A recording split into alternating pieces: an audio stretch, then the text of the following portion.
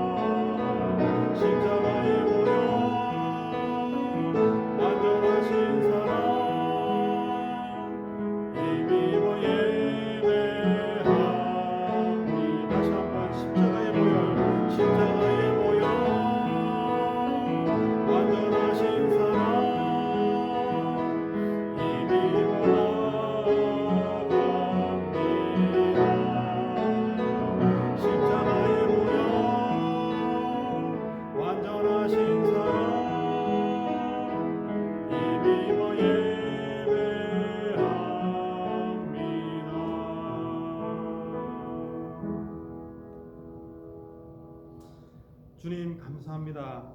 오늘은 고난주간 이틀째 날입니다. 이 아침에 저희들을 주님 앞에 오게 하시고 말씀으로 이 하루를 시작할 수 있도록 인도해 주신 하나님 감사합니다. 비록 우리가 한자리에 모일 수는 없지만 고난주간을 맞아 매일 아침 특세로 나와 주님과 동행하며 은혜를 찾는 자들에게 주님만이 우리 영혼을 만족해 하여 주옵소서. 우리의 치료자 되시는 하나님, 우리 교회가 코로나 바이러스로 고통받는 이웃을 위해 기도하며 위로를 전하는 사명을 잘 감당할 수 있도록 인도하여 주옵소서. 이 시간 주님만을 찾으며 의지하오니 영으로 오셔서 말씀하옵시고 주님의 뜻을 발견하며 그 안에서 거하는 능력의 하루가 되도록 인도하여 주옵소서. 예수님의 이름으로 기도합니다. 아멘.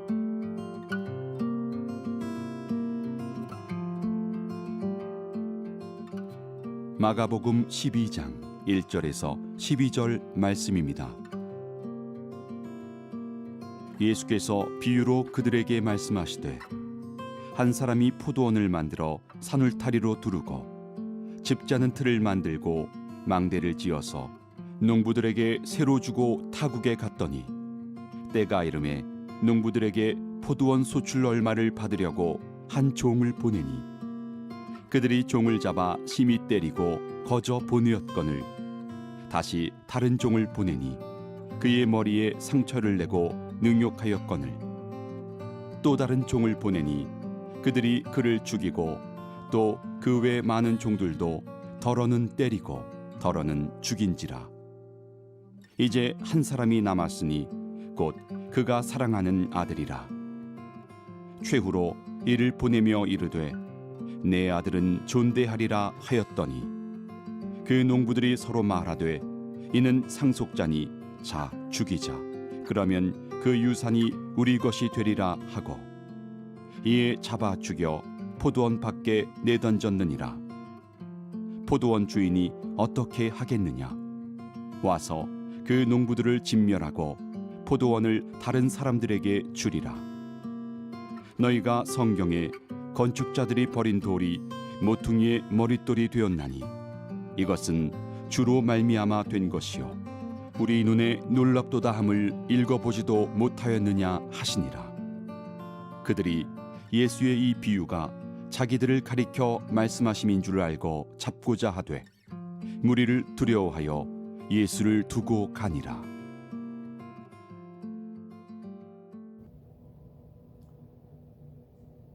예수님께서는 많은 진리의 말씀들을 비유를 통해서 말씀해 주셨습니다.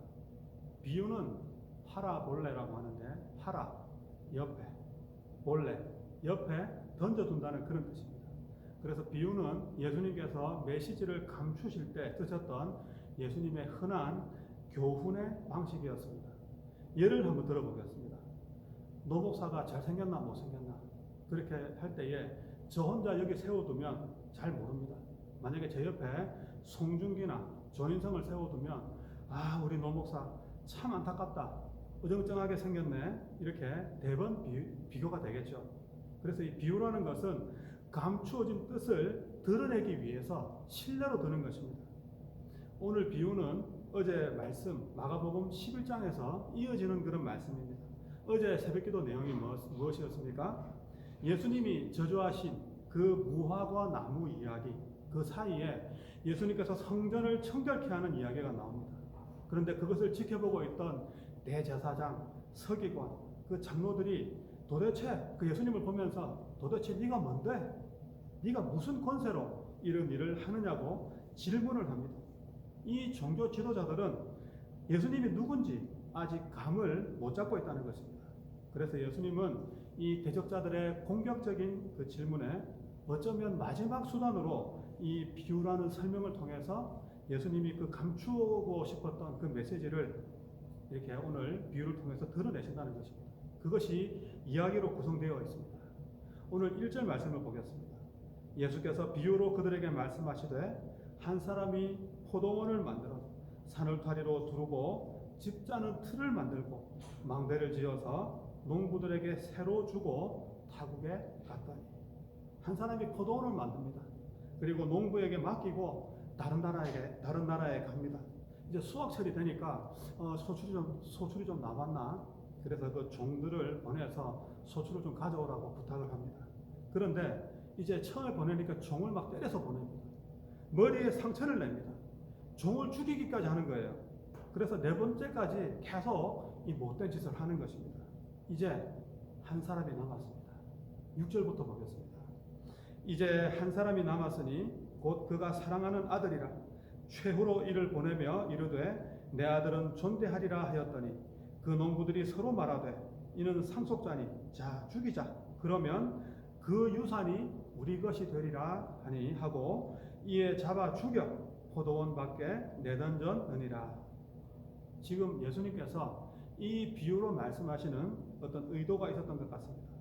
수확을 위해서 보냈던 종들은 그동안 구약 성경을 통해서 계속 하나님께서 보내셨던 그 선지자들을 말하고 있습니다. 또 주인이 마지막으로 보냈던 그 아들이 누굽니까? 바로 예수 그리스도를 나타냅니다. 예수 그리스도가 이 땅에 오신 것을 말한다는 것이죠. 그런데 그 예수님을 십자가에 죽게 하는 그들의 행위를 오늘 이 비유를 통해서 말씀하고 있는 것입니다. 이 이야기 속에 오늘 주님이 우리에게 주시는 첫 번째 말씀이 담겨 있습니다. 왜 이 농부들을 계속 보내는 종들을 죽이고 또 주인의 아들을 죽이는 일을 했을까요? 왜 농부들은 그 종들을 죽이고 주인의 아들까지 죽였을까요? 7절 중간에 보시면 그 이유가 나옵니다. 7절 보시면 그 유산이 우리 것이 되리라 이렇게 나옵니다. 결국은 이 농부들은 그와 같이 종들을 죽이고 또 아들을 죽이고 포도원을 자기 것으로 차지하기 위해서 범죄를 했던 것입니다. 그러면 이 아들까지 죽였던 그것이 욕심에서 비롯된 또 탐심에서 비롯된 그것으로 끝나면 안 됩니다. 이 해석이 여기서 끝나면 안 되고 농부들이 종을 죽이고 또 아들을 죽인 것은 탐심 때문만이 아니라 이들은 주인이 원하는 열매를 맺을 수 없는 근본적인 어떤 문제를 가진 농사꾼이었다는 것이죠. 원래부터 좋은 열매를 맺을 수 없는 그런 근본적인 문제를 가진 농사꾼이었다는 것입니다. 원래 주인은 어떤 열매를 기대했습니까? 하나님 나라에 맞는 그런 좋은 열매를 기대했다는 것이죠. 그 상품의 포도나무를 심기를 원했고 또 그 상품의 포도를 거두기를 원했다는 것입니다. 그런데 이들은 때마다 좋은 포도가 아니고 그냥 들에서 나는 질 낮은 그런 포도를 맺을 수밖에 없는 자기 한계 속에 갇혀있는 그런 농부들, 그런 인물들이었다는 것입니다. 주인이 원하는 실력, 주인이 원하는 재량이 안 되니까 종들을 보내고 아들을 보내도 그냥 죽이고 마는 것입니다. 이제 이 농부들이 계속 그 주인의 종들과 주인의 아들을 죽인 그 내용을 우리가 이제 전제를 하고서 10절을 보시기 바랍니다. 너희가 성경의 건축자들이 버린 돌이 모퉁이의 머릿돌이 되었나니. 다시 읽겠습니다. 너희가 성경의 건축자들이 버린 돌이 모퉁이의 머릿돌이 되었나니. 여기서 건축자는 이스라엘의 종교 지도자들을 말합니다. 오늘날로 말하면 어떤 실권자들을 말하겠죠. 포도원의 농부 같은 사람을 말합니다. 그들이 건축자들로서 버린 돌이 있습니다. 여기서 버린 돌이 누굽니까? 바로 예수 그리스도입니다. 저는 어릴 때부터 신앙생활을 해왔는데 왜 이렇게 이 돌을 버렸을까? 늘 그것이 궁금했습니다. 왜 이 돌을 버렸을까요? 여기서 우리는 히브리 사람들의 집 짓는 방법을 먼저 알아야 됩니다. 우리 교회 우리 KMC가 있지 않습니까? 코리안 미션 센터. 근데 제가 이제 그린 스트리트 쪽에서 들어오다 보면 그 머릿돌이 이렇게 있더라고요. 몇 년 몇 월 준공해가지고. 이제 우리 한국 사람들은 집을 지을 때 머릿돌을 마지막에 갖다 붙입니다. 근데 히브리 사람들은 항상 머릿돌을 놓고 거기서부터 발전해서 집을 지어 나간다는 것입니다. 히브리서 2장 20절에서 21절 말씀입니다. 너희는 사도들과 선지자들의 터 위에 세우심을 입은 자라. 그리스도 예수께서 친히 모퉁이의 머릿돌을 말합니다. 이것이 되셨느니라. 그의 안에서 건물마다 서로 연결하여 주 안에서 성전이 되어가고. 여러분, 지금 성전을 짓는데 뭐부터 지어가고 있습니까? 출발 지점이 어디입니까? 바로 머릿돌부터라는 것입니다. 한국 사람들의 건축 양식하고 다릅니다. 반대입니다. 그런데 이 머릿돌이 누가 버린 돌입니까? 건축자들이 버린 돌이라는 것입니다. 제가 질문이 뭐였죠? 이 모퉁이 돌을 왜 버렸을까요? 왜 이 모퉁이 돌을 버렸을까요? 이게 오늘 말씀의 중요한 결론이 되겠습니다. 여러분, 저도 좀 그런 경험이 한 번 있는데 집을 짓다 보면 또 우리가 교회를 건축하다 보면 어떻습니까? 원래 예산대로 집을 지어지는 경우가 거의 없는 것 같습니다. 그렇지만 우리는 처음에는 최소 우리가 예산으로 좀 돈을 아껴보려고 우리가 가구는 절대 새로 하지 말고 그냥 건물만 새로 짓자. 그 돈을 아껴서 어떻게 건물을 짓습니다. 그런데 아무리 싸게 지은 집이라고 하더라도 새 집에 이 헌 가구가 있으면 별로 어울리지가 않습니다. 다시 말하면 매치가 안 됩니다. 그래서 결국 가구를 새로 집어넣는 경우가 있지 않습니까? 우리가 원래 예상했던 것보다 훨씬 오버되는 그런 경우가 많습니다. 오늘 건축자들이 이 돌을 버린 그 이유가 있습니다. 이 돌을 버린 이유. 이 돌은 자기들이 원래 이해하고 설계한 집과 안 맞는 돌이었다는 것이죠. 건축자들의 이 구상과 이 머릿돌이 오늘날로 말하면 깔맞춤이 안 되는 것입니다. 그냥 이제 버리게 되는 것입니다. 종교 지도자들이 이해하는 그 성전 개념이 다르고 신앙의 윤리가 다르고 종교의 틀이 달랐다는 것입니다. 예수님이 오셔서 강조하신 것은 그 당시의 윤리, 그 당시의 도덕률과는 전혀 맞지 않는 것이었습니다. 결국 어떻게 됩니까? 영문 밖에다가 버리게 됩니다. 이거 우리하고 안 맞아. 버리는 것입니다. 놀랍게도 이 기독교는 그 버린 돌에서 시작이 됩니다. 여기에 우리 교회가 놓치지 말아야 할 중요한 영적인 인사이트가 감추어져 있습니다. 팀 켈러라는 목사님이 계십니다. 이 목사님이 설교할 때마다 지적하는 것이 있습니다. 왜 현대 교회가 현대 사회를 흉내내냐는 것입니다. 오늘날의 청년들이, 오늘날의 교인들이 그런 것을 원하는 것은 아니죠. 세상적으로 견주자면 교회가 아무리 노력을 해도 세상을 따라갈 수가 없습니다. 그런데 교회가 세상과 달라야 되는데 왜 세상의 경영 방식, 세상의 원리를 교회에 도입해서 흉내내는 어리석은 짓을 하느냐? 이것이 그 목사님의 이야기입니다. 누구도 주목하지 않고 누구와도 맞지 않을 수도 있는 그리스도께서 이루시고자 하는 그 하나님의 윤리, 그 도덕, 그 나라의 속성을 교회가 이 시대를 본받지 말고 그것을 가르칠 때에 세상이 교회에 빨려 들어오고 끌려 들어오게 되어 있지, 왜 오늘날 교회가 자꾸 어줍지 않게 세상에 흉내를 내냐는 것입니다. 그래서 자폭을 하느냐는 것입니다. 저는 이 목사님 말씀에 1000% 이렇게 동의를 합니다. 우리가 세상보다 더 나아지면, 비교 우위를 정하게 되면 세상이 우리에게 끌려 들어오고 빨려 들어올 것 같습니까? 아닙니다. 세상이 흥하면서 우리를 따라오지 않을 것입니다. 여러분, 세상이 언제야 우리 교회를 따라오게 됩니까? 교회에서 지향하는 가치관이 세상과 같지 아니할 때, 너희는 이 세대를 본받지 말고 여기에 집중했을 때 세상은 빨려 들어오게 되어 있는 것입니다. 그런데 이 당시에 종교 실세들은 우리가 앞으로 설교를 해야 될 내용, 이것과 이 예수라는 사람이 말하는 가르침은 안 맞으니까 주님을 버리는 것입니다. 그래서 이 건축자들의 버린 돌이 되고 말았다는 것입니다. 놀랍게도 하나님의 나라는 바로 버린 돌에서 시작하게 되는 것입니다. 사랑하는 성도 여러분, 우리가 왜 이 고난주간에 우리 교회가 십자가에서 출발해야 됩니까? 십자가가 바로 버린 돌의 자리라는 것입니다. 교회는 모든 관점이 버린 돌의 관점에서 출발을 해야 됩니다. 그래서 교회는 첫째, 이 세상에서 교회가 주도권을 가진다는 소리 들으면 안 됩니다. 아주 위험한 소리입니다.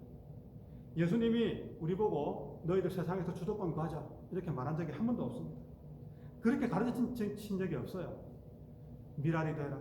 네가 먼저 썩어야 돼. 네가 먼저 녹아져야 돼. 거기에서 생명과 열매가 나온다고 우리 주님이 가르치지 않았습니까? 또 두 번째로, 이 교회는 변두리로 나가야 됩니다. 중앙으로 가면 안 됩니다. 예수님의 3년의 사역 가운데 준엄하게 꾸짖었던 내용이 바로 그것입니다. 사람들이 자꾸 중앙을 즐겨하고 중앙을 좋아하고 중앙에 익숙해지면 자기가 당연히 그렇게 대접을 받을 만한 사람이구나 착각을 하게 되는 것입니다. 위험한 것입니다.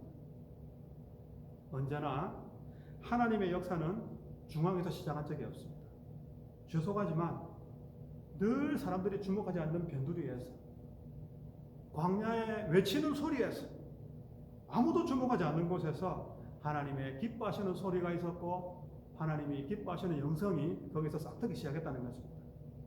어쩌면 이런 소리는 오늘 현대인들에게 굉장히 매력 없는 소리로 들릴지도 모르겠습니다. 네, 맞습니다. 교회는 세상이 듣기에 매력 없는 소리를 계속 외쳐야 돼요. 죄송하지만. 그리고 마지막으로 앞장서려고 하지 마십시오. 여러분, 주변 한번 돌아보세요. 보이지 않는 곳에서 그가 세워지도록 자기는 감추인 채 미는 자가 되어야 된다는 것입니다. 여기서 미는 자가 되라 그러니까 뭐 절벽에서 밀어라 그런 뜻이 아닙니다. 섬겨주고 받쳐주고 서포트해주고 힘이 되어주고 기대어주고, 우리는 항상 중앙이 되려고 했고 주도가 되려 했고 앞장서야 된다고 세상에서 말하는 그런 가치를 우리도 모르게 거기에 변질되어 버린 것은 아닙니까? 그렇게 해서는 세상이 우리 복음 앞에, 우리 교회에서 나오는 그 메시지에 귀를 기울이지 않습니다. 설득당하지 않습니다. 이제는 우리가 정말 예수님이 이 땅에서 계시는 동안에 외쳤던, 그리고 가르치셨던 그 영성을 우리 교회가 먼지를 후 털어내고 이제 회복을 해야 된다는 것입니다. 바로 이 건축자들은 예수님이라는 그 돌을 버려버린 것입니다. 아, 이 사람 오늘날의 우리 메시지하고는 안 맞아. 우리 모임하고는 불필요한 사람이야. 그런데 하나님은 그 버려진 그 자리에서 하나님의 나라를, 또 하나님의 복음을 시작하셨다는 것입니다. 사랑하는 우리 샴페인 어바나 한인교회 성도 여러분, 오늘 하루도 여러분에게 그런 도전과 삶의 현장에서의 순종이 결연한 어떤 헌신과 의지를 통해서 각오되어지는 이 시간 되기를 주님 이름으로 축복합니다. 우리 말씀을 기억하시면서 찬송가 370장 함께 찬송하겠습니다.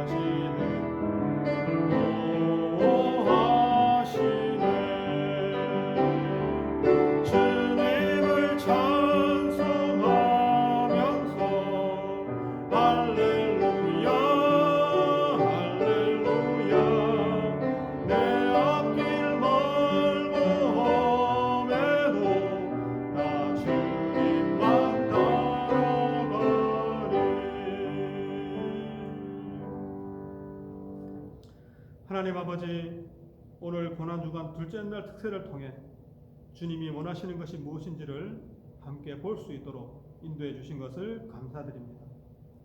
포도원 농부들처럼 주님이 원하시는 열매에는 전혀 관심이 없이 자신의 욕심만 따르는 자들이 되지 않게 인도하여 주옵소서.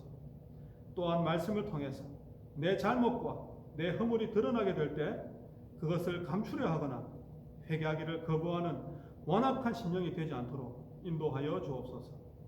예수님께서 친히 건축자들의 버린 돌이 되시고 십자가에서 시작된 참된 복음을 주셨는데 그 길을 겸손히 따라가는 이 하루가 되게 인도하여 주옵소서. 고난주간 끝까지 주님의 뜻을 사모하며 기도하는 모든 성도들 될 수 있도록 역사하여 주옵소서. 감사드리오며 예수님의 이름으로 기도합니다. 아멘. 이제 각자 기도하시면서 오늘 기도를 마무리하겠습니다.